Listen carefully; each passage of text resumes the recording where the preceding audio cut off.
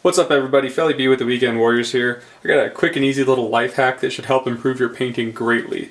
So what I'm going to be doing today is I'm going to be showing you how to make a homemade wet palette. And there's essentially only four things that you need. We got sponges right here, we have parchment paper, and please note this is parchment paper, not wax paper. I have some wax paper right here to show you.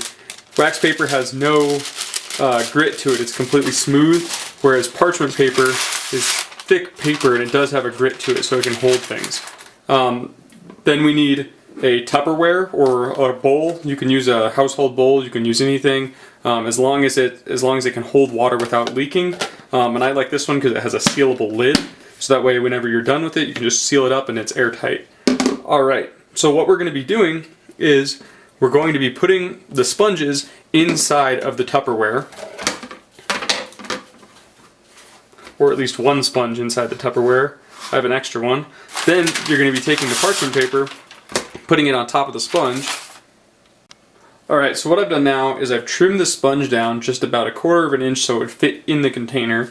I trimmed up a piece of the parchment paper and I tucked one end under the sponge so that the sponge presses up against the container in there and keeps it held in place. Then all you have to do at this point is you get the sponge wet, you fill it with just tap water. Some people prefer distilled water, but I hadn't noticed a difference.